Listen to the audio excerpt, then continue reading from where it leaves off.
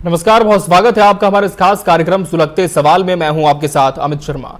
सुलगते सवाल एक ऐसा मंच है जिसमें हम जनसरोकार की बात करते हैं, उन मुद्दों को उठाते हैं जो सीधे तौर पर आपसे जुड़े हैं, आपको प्रभावित करते हैं। समस्याओं के समाधान पर बात होती है और जिम्मेदारों से जवाब भी तलब किए जाते हैं।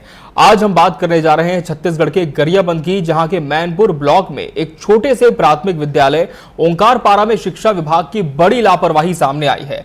जहां भगवान भरोसे स्कूल संचालित है, स्कूल में सिर्फ 5 बच्चे हैं और 2 शिक्षक पदस्थ हैं।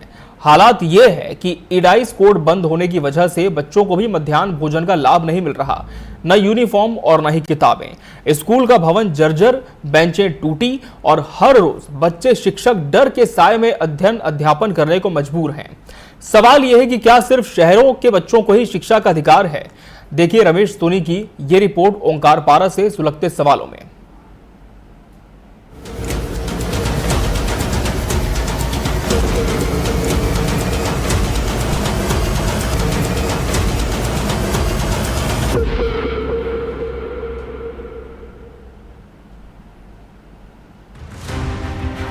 गरियाबंद जिले के मैनपुरी ब्लॉक का ओंकारपारा गांव, जहां शिक्षा का मंदिर तो है पर सुविधाएं नहीं।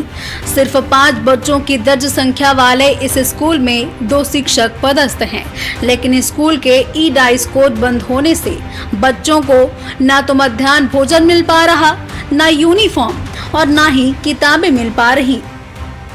बच्चे का समस्या तो बहुत समस्या है साहब, लाभ कुछ नहीं मिल रहा है हमारा बच्चे के लिए। क्या क्या नहीं मिल रहा है?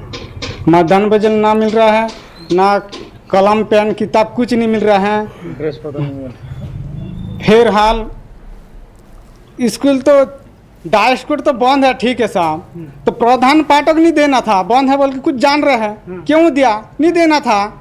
अरे हमारा बच्चे को इतना तकलीफ कर रहे हैं, तकलीफ में रख दिया है तो वो तो ठीक नहीं है ना। उस समस्या को अब सुविधा करना ही पड़ेगा। ग्राम पंचायत गुजरी भाटा से करीब 4 किलोमीटर दूर और घने जंगलों के बीच बसे ओंकारपारा स्कूल को मर्ज करना भी संभव नहीं है। बावजूद इसके विभाग के अधिकारी इस ओर ध्यान नहीं दे रहे। गांव वाले अब प्रशासन से सवाल पूछ रहे हैं कि क्या सिर्फ शहरों के बच्चों को ही शिक्षा का अधिकार है? ईडाइस तो बंद है। ईडाइस के बंद होने के नाते पूरा जो लाभ मिलना चाहिए बच्चों लोग को नहीं मिल रहा है। जी संकुल समन्वय के माध्यम से पत्र लिखन किया गया है, लेकिन अभी तक तो कुछ ये नहीं मिल रहा है। एक गणवेश तो मिल रहा है सर, लेकिन पुस्तक नहीं मिला है और मध्याह्न भोजन का जो कूपन और राशि। कब से मध्याह्न भोजन बंद है? मध्याह्न भोजन इस सत्र से बंद है। स्कूल के जर्जर भवन और टूटी बेंचों के बीच बच्चे पढ़ाई तो कर रहे हैं, लेकिन हर दिन एक नए डर के साए के साथ कि कहीं ये स्कूल बंद ना हो जाए। जिम्मेदार लोग रटा रटाया जवाब दे रहे हैं। अब ऐसे में शिक्षा व्यवस्था की पोल एक बार फिर से खुल गई है। हमने बहुत प्रयास किया सर, ओंकारपारा को भी विगत 2-3 साल से वहीं का ईडाइस भी नहीं है और बच्चे को वहीं पर ना एमडीएम संचालन हो रहा है, ना पाठ्य पुस्तक मिल रहा है, ना वहीं पर गणवेश मिल रहा है। हमने उच्च अधिकारी को भी यही मतलब बात पहुंचाई कि ऐसे बात है, तो उच्च अधिकारी का कहना है कि अरे ये तो सब है नहीं, ईडाइस बंद हो गया है तो यहीं कुछ नहीं मिल सकता, ना स्कूल को बंद कर रहे हैं ना कुछ कर रहे हैं। जी बताएं सर, मैं बीआरसी को बताए हैं, हमारे डीओ सर को बताए हैं, हमारे डीएमसी सर, सभी जितने भी हमारे जिला तक उच्च अधिकारी को अवगत कराया गया है सर। 5 बच्चों के लिए 2 शिक्षक और सुविधाओं के नाम पर सिर्फ 4 दीवारें। अब ऐसे में भविष्य गढ़ने की बात ही कैसे उम्मीद करें? पर सुलगते सवाल यही है कि आखिर हमारी सरकार इन स्कूलों के लिए कब जागेगी और ऐसे गांवों पर आखिर कब ध्यान दिया जाएगा? गरियाबंद जिले से टीवी 24 न्यूज के लिए रमेश सोनी की रिपोर्ट।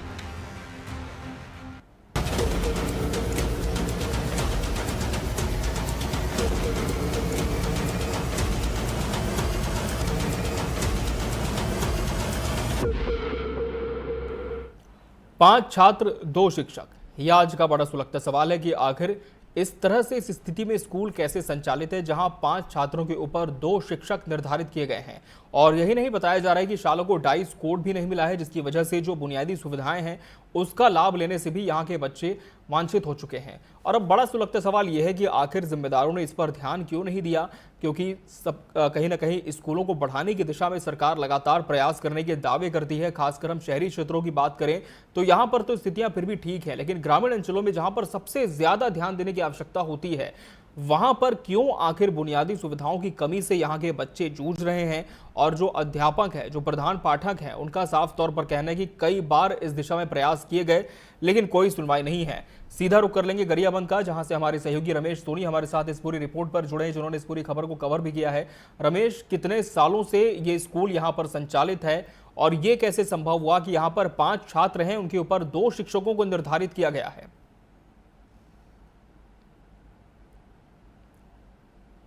जी, आदिवासी विकासखंड मैनपुर के शासकीय प्राथमिक शाला ओंकार पारा का है, जहां पे 5 बच्चे और 2 शिक्षक यहां पदस्थ हैं।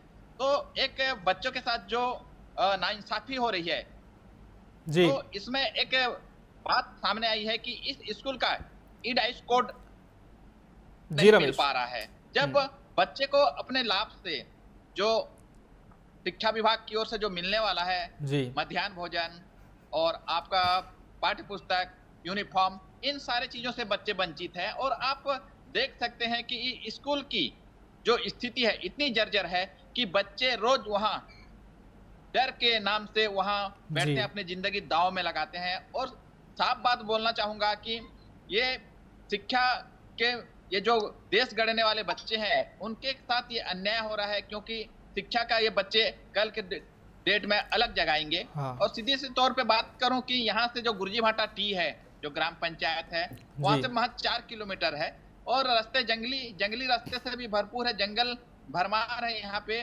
पर इसको इस स्कूल के साथ मर्ज भी नहीं किया जाता, क्योंकि वहां से बच्चे 5 जने स्कूल आएंगे, फिर इनको दिक्कत होगा जंगली जानवरों का। और ऐसे आए दिन कुछ घटना होती रहती है, इस डर से वहां के पालक भी आक्रोश हैं। और साफ बात बोलना चाहूंगा कि ओंकार पारा का जो स्थिति है, तो अभी जब जर्जर भवनों को जिस समय टेंडर हुआ गरियाबंद जिले से कलेक्टर के माध्यम से इस भवनों को निर्माण करने के लिए इनको दिया गया, क्या ये ओंकार पारा का स्कूल इसमें दर्ज था या नहीं था? क्योंकि यहाँ बच्चे जो अलग जगा रहे हैं, इनके जिंदगी अंधकार में बीत रही है। और सीधी तौर पे बात करूंगा कि यहाँ के जो अधिकारी हैं वो भी कुंभकर्ण नींद सोए हुए हैं। जब यहाँ के संकुल समिति के प्रबंधक और समन्वय प्रधान पाठक ये सब कई बार इस यूडाइस कोड के लिए आवेदन लगा चुके हैं, पर क्यों इस स्कूल का यूडाइस कोड नहीं आ पा रहा है, जो बच्चे अपने लाभ से वंचित हो रहे हैं? जी अमित। बिल्कुल, और कहीं ना कहीं बच्चे लाभ से वंचित हो रहे हैं, इसकी जानकारी बताया जाता है कि स्थानीय प्रशासन को भी है, लेकिन अभी तक कोई भी सुनवाई इस पर नहीं हो पाई है और स्थिति जस की तस बनी हुई है। और हमारे साथ फिलहाल लोगों के जुड़ने का सिलसिला भी शुरू हो चुका है। जयप्रकाश हमारे साथ जुड़े हैं, जयविलास जी, जो कि स्थानीय निवासी भी हैं। जयविलास जी, ये स्कूल बताया जाता है काफ़ी समय से यहाँ पर संचालित है और 5 बच्चे पढ़ते हैं, लेकिन 2 शिक्षक इनके ऊपर में हैं और बुनियादी सुविधाओं की कमी से स्कूल जूझ रहा है। क्या वजह आप मानते हैं, किसकी जिम्मेदारी बननी चाहिए? जी, स्कूल जो है जी, गांव में जो संचालित हुए अभी 20-25 साल हो रहे हैं, उसके बाद भी जो है यहाँ जो है स्कूल भवन, नए भवन की स्वीकृति नहीं हो पाई। कई बार हम ग्रामीणों ने यहाँ मांग किया कि यहाँ पर जो है बनाया जाए, स्कूल नया भवन दिया जाए, वो भी मांग भी हमारी जो है अधूरी की अधूरी रह गई है। और दूसरी बात ये है सर, हम लोगों ने कई बार देखा कि शिक्षा विभाग के अधिकारी भी बहुत, ये जंगल आदिवासी इलाका है और जंगल क्षेत्र में आता है, तो अधिकारी भी यहाँ तक पहुँचते नहीं है।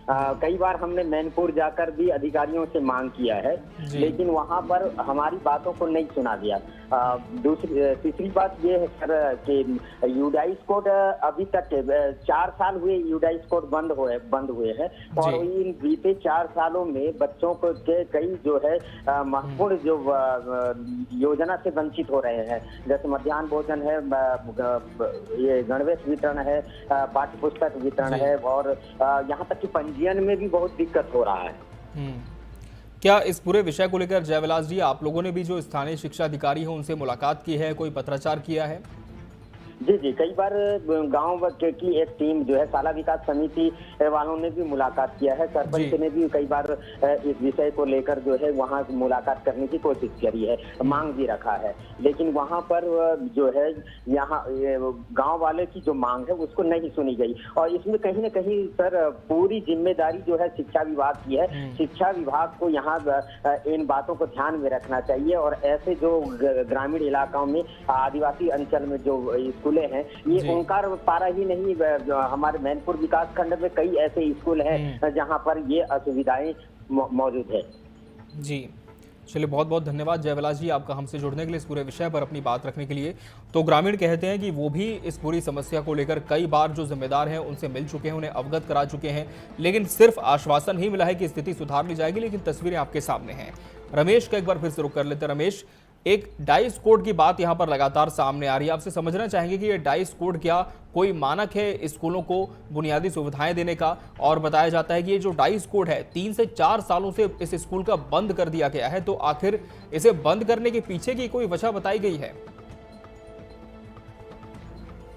जी अमित जी, मैं बोलना चाहूंगा कि ये जो डाइस कोड रहता है ये स्कूल का जो वहां से जो सामग्री वहां से आती है जो बच्चे लोग को वितरण करने के लिए, और वहाँ पे एक डाइस कोड होने के माने मतलब होता है कि इस स्कूल का इसमें एक रजिस्ट्रेशन ही समझ लीजिए तो माना जाए तो, पर वहाँ पे उस स्कूल का रजिस्ट्रेशन नहीं हुआ, ई डाइस कोड के नाम से बंद है 3-4 साल से। तो उस माने बच्चों को इसमें से ना मध्याह्न भोजन के लिए कूपन मिल पा रहा है, ना गणवेश मिल पा रहा है, ना पाठ्य पुस्तक वहाँ से अवेलेबल उनको प्रोवाइड नहीं करवाया जा रहा है, जिससे वहाँ के पालक हैं वो भी बोल रहे हैं कि बच्चे का जो गणवेश है या मध्याह्न भोजन है पूरे स्कूलों में मिल रहा है, पर हमारे ये स्कूल में नहीं मिल रहा है, जिसके कारण प्रधान पाठक से बात भी किए वो लोग ग्रामीण, और यूडाइस कोड के लिए वो लोग 10 से 15 बार आवेदन दे चुके हैं। अधिकारी भी इस और कोई क्यों ध्यान नहीं दे रहे हैं, ये सोचने वाली बात है, क्योंकि यहाँ पे बच्चे को सुविधा मिलना चाहिए। पूरे बच्चों को हर स्कूल में सुविधा मिल रहा है, कहीं ना कहीं मध्याह्न भोजन, गणवेश, पाठ्य पुस्तक, ये सारे चीज उनको मुहैया कराना चाहिए, जिसके वजह से बच्चे खुशी होके अपना पढ़ाई को आगे और निरंतर बढ़ाते रहें। पर देखा जाए कि ग्रामीण एरिया है, पहाड़ों और जंगलों से घिरा हुआ स्कूल है, यहाँ पे कोई झांकने भी नहीं आते, ना जनप्रतिनिधि नहीं आ रहे हैं, ना सरपंच भी इसमें लगे हुए हैं कि इस स्कूल का बिल्कुल। और इस समय हमारे साथ सरपंच भी जुड़ चुके हैं रमेश, सरपंच गुरजी भाटा भोज सिंह मांझी जी हमारे साथ जुड़े हैं फोन लाइन पर। भोज सिंह मांझी जी, बताया जाता है कि आपने भी काफी कोशिशें की हैं, काफी प्रयास किया है कि स्कूल जो है वो सही तरह से संचालित हो, बच्चों को यहाँ पर सुविधाओं का लाभ मिले, लेकिन कहाँ पर कमी आप देखते हैं कि आखिर क्यों बात बन नहीं पा रही, केवल आश्वासन ही मिल रहा है? जी भोज सिंह जी। जी जी बोलिए। भोज सिंह जी, आपने भी कई प्रयास किए हैं सरपंच के तौर पर कि स्कूलों में सुविधा। कई बार गया हूँ, वो बात तो कई बार मैं आवाज उठाया हूँ, आवेदन किया हूँ, बाकी बात अभी तक सुनवाई नहीं हो पा रहा है। हाँ। और वहाँ चारों ओर से पूरा घेरा है, वो जंगल अंदर में वो पारा है, वहाँ का ना जो सुविधा मिलना चाहिए वो सुविधा वहाँ नहीं मिल पा रहा, मध्याह्न भोजन तक नहीं मिल पा रहा, वहाँ स्कूल पूरा जगह है, बैठने का लायक नहीं है वहाँ। जी जी भोज सिंह मांझी जी, आपने तो कई बार कोशिशें की, लेकिन क्या कोई जवाब आपको मिला है? जी आ रहे हैं बच्चे को। जी भोज सिंह जी, आपने कई बार प्रयास किया कि बच्चों को सुविधाओं का लाभ मिले, लेकिन सामने से क्या जवाब आता है? क्या कोई आश्वासन दिया जाता है, कोई समय सीमा बताई जाती है कि कब तक व्यवस्था कर ली जाएंगी? नहीं, वही आश्वासन बस मिलते जा रहा है। जी जी जी होगा, आश्वासन बस मिल रहा है, बाकी उसका जो सुविधा है नहीं मिल पा रहा है, बस आश्वासन बस मिल रहा है। जी भोज सिंह जी, अब आगे क्या योजना आप लोगों ने बनाई है, क्योंकि आप इस क्षेत्र के जनप्रतिनिधि हैं और कहीं ना कहीं बच्चों के भविष्य का भी सवाल है, तो क्या कोई बड़ा कदम आप लोग उठा सकते हैं इस दिशा में कि बच्चों का जो भविष्य है वो सुरक्षित हो, एक अच्छा स्कूल उन्हें मिल सके? इसके लिए उनका अगर सुविधा नहीं मिल पाएगा तो मैं पालक लोग के लेकर ना मैं धरने पे बैठ जाऊंगा, वहाँ का स्कूल बनना चाहिए, जो सुविधा है। जी जी भोज सिंह जी, नहीं मिल पाएगा ना, मैं पालक लोग के बच्चों को लेकर मैं रोड पे आ जाऊंगा। चलिए, बहुत धन्यवाद आपका भोज सिंह मांझी जी हमसे जुड़ने के लिए। तो सरपंच कह रहे हैं कि पालकों के साथ मिलकर सड़क पर वो आंदोलन करेंगे और बच्चों को उनका हक वो दिलाकर रहेंगे।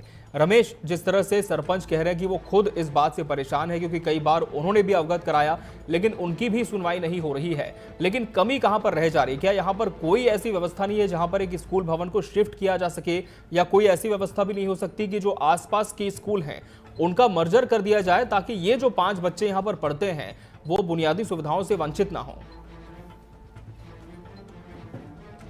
जी अमित जी, बताना चाहूंगा कि इस स्कूल को तो मर्ज कर सकते हैं, पर वहाँ पे स्कूल है जो ओंकार पारा जी, गुरजी भाटा टी जी, वहाँ से करीबन 4 से 5 किलोमीटर है। बच्चे इतने छोटे छोटे हैं कि उस जंगल को पार करके इस स्कूल में 5 बच्चे हैं, ठीक है, पर वहाँ आके अपना शिक्षा ग्रहण करेंगे और इनको ले जाना लाना ये यहाँ के ग्रामीणों को दिक्कत हुई है, क्योंकि जी रमेश जी, चलिए रमेश से फिर से जुड़ने की कोशिश करते हैं। तो जिस तरह से स्थानीय लोग भी हमारे साथ जुड़े, सरपंच जुड़े, उनका कहना है कि समस्याएं तो सभी को पता है लेकिन समाधान की दिशा में अभी तक कोई रास्ता निकलता हुआ दिख नहीं रहा है क्योंकि सिर्फ आश्वासन ही मिलता है। और यहाँ पर तो ज्यादा संख्या में बच्चे भी नहीं है, केवल 5 बच्चे हैं और यही वजह हो सकती है कि इस स्कूल की तरफ ध्यान नहीं दिया जा रहा है। और इस समय हमारे साथ भाव सिंह साहू, जिला अध्यक्ष कांग्रेस, जुड़ चुके हैं, उनसे बात कर लेते हैं। भाव सिंह साहू जी, 5 बच्चे जहां पर ये स्कूल लगता है वहां पर बैठते हैं और स्कूल की छत जर्जर है, डाइस कोड नहीं दिया जा रहा है, नहीं बच्चों को किताबें मिलती हैं, ना ही गणवेश मिलता है। किसकी जिम्मेदारी आप लोग मानते हैं इस अव्यवस्था के पीछे? शासन की जवाबदारी है सर जी। शासन का शिक्षा व्यवस्था को पूरा खत्म कर दिए है जी। सही भाई, यही तो सब चल रहा है। गरियाबंद जिला में शासन नाम का चीज ही नहीं, प्रशासन भयानक अत्याचार कर रहे हैं जी। क्या आप लोगों ने भी अपने माध्यम से इस समस्या को उठाया है? भाव सिंह जी, क्या आप लोगों ने भी अपने माध्यम से इस समस्या को उठाया है?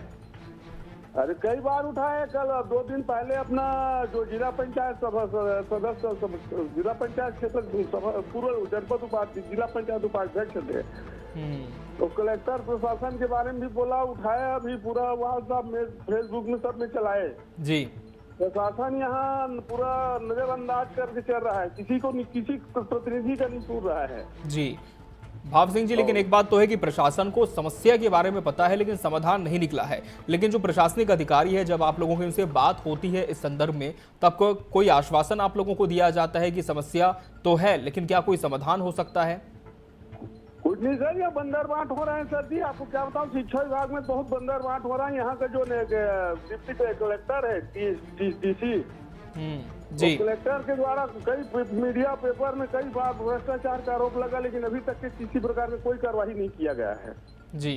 करोड़ों रुपया का घपला है, बंदर बांट हुआ है पैसा का शिक्षा विभाग का जी। एक भगत शाह के डिप्टी कलेक्टर है जी, जो पेपर में भयानक टाइप के उसका आरोप लगा है, पूरा मीडिया सब में चला, नेता लोग भी बोले, कार्यकर्ता बोले, लेकिन अभी तक कलेक्टर उसके ऊपर किसी प्रकार की कोई कार्रवाई नहीं किया ना, प्रशासन शासन द्वारा भी किसी प्रकार की कार्रवाई नहीं किया गया है जी। क्या इस पूरे समस्या को लेकर, इस पूरी समस्या को लेकर भाव सिंह जी, आप लोग आगे कोई बड़ा कदम उठा सकते हैं कि बच्चों को एक अच्छा स्कूल मिले, भविष्य उनका सुरक्षित हो सके? आवाज तो उठा रहे हैं सर, हम लोग उठा रहे हैं, हमारे नेता लोग भी उठा रहे हैं, सब कार्यकर्ता भी उठा रहे हैं, लेकिन वही बोल रहा हूँ ना सर, यहाँ शासन प्रशासन पूरा अनदेखा कर रहा है, किसी प्रकार की किसी का आवाज को सुना नहीं जा रहा है। चलिए, बहुत धन्यवाद आपका भाव सिंह साहू जी हमसे जुड़ने के लिए। तो कांग्रेस कह रही है कि कहीं ना कहीं जो जनप्रतिनिधि हैं उनकी आवाज को भी दबाने का प्रयास है और सब इसमें मिले हुए हैं। रमेश का एक बार फिर से रुक कर लेंगे। रमेश, जिस तरह से यहाँ पर कांग्रेस का आरोप साफ तौर पर है कि भ्रष्टाचार में पूरी व्यवस्था लिप्त हो चुकी है, लेकिन क्या वाकई इस स्कूल की इस अवस्था के पीछे करप्शन को, भ्रष्टाचार को ही दोषी माना जा सकता है?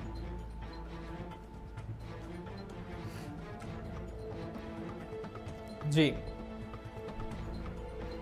रमेश, कांग्रेस का आरोप है कि इस पूरी अव्यवस्था के पीछे भ्रष्टाचार ही एकमात्र जो है कारण है, लेकिन क्या वाकई भ्रष्टाचार को इसकी जड़ माना जा सकता है कि बच्चों को आज इस तरह के स्कूल में बैठना पड़ रहा है पढ़ाई के लिए?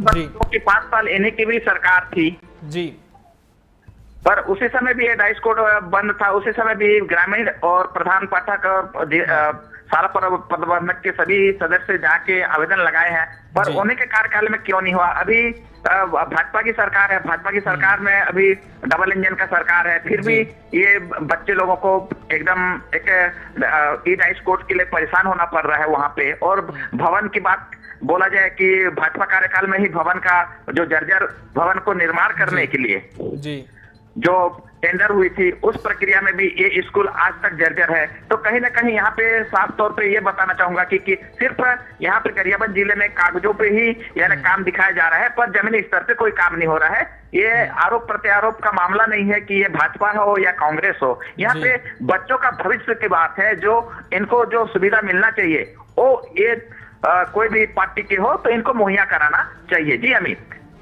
बिल्कुल, और कहीं ना कहीं अब आरोप प्रत्यारोप की राजनीति भी इस पूरे विषय पर शुरू हो चुकी है, लेकिन सवाल यही बना हुआ है कि आखिर बच्चों का क्या, ये जो 5 बच्चे यहाँ पर पढ़ते हैं उनका भविष्य कैसे सुरक्षित हो सकता है। रमेश, आपसे ये भी समझना चाहेंगे कि बताया जाता है कि 5 बच्चों के ऊपर में यहाँ पर 2 शिक्षकों की ड्यूटी लगाई जाती है, तो क्या 5 बच्चों के लिहाज से ये 2 शिक्षकों की संख्या भी कहीं ना कहीं कोई अवस्था का कारण तो नहीं बनती है?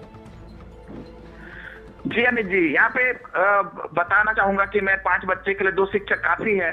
तो और भी अगर भवन अच्छा रहते या यूडाइस को रिलीज करते लोग, तो और भी पालक अपने बच्चे को कुछ सुविधा यहाँ से जो उनको जो मुहैया कराया जाना चाहिए, वो उसी सुविधा के हिसाब से ये लोग अपने बच्चे को कुछ प्रॉफिट मिल रहा है बोल के, क्या है ग्रामीण एरिया तो है, जंगली एरिया है, वहाँ पे बच्चे लोग को गणवेश के लिए भी कुछ सोचना पड़ता है। वहाँ आय कम है पालकों का, जिससे ये लोग बच्चे का मध्याह्न भोजन एक टाइम पे चल जाता था। पर यहाँ पे सिर्फ यूडाइस कोर्ट के नाम से बच्चे को वहाँ भर्ती भी नहीं कराना चाहते और वहाँ पढ़ाना भी नहीं चाह रहे हैं। ये बात सामने आ रही है। जी अमित। बिल्कुल, और कहीं ना कहीं निश्चित तौर पर ये तो साफ तौर पर तस्वीरें भी दिख रही हैं कि इस तरह का स्कूल है तो कोई भी अभिभावक अपने बच्चों को यहाँ पर नहीं भेजना चाहेगा पढ़ाई के लिए, और जो बच्चे पढ़ रहे हैं यहाँ पर वो भी मजबूरी में पढ़ रहे हैं क्योंकि उनके पास दूसरा कोई विकल्प नहीं है।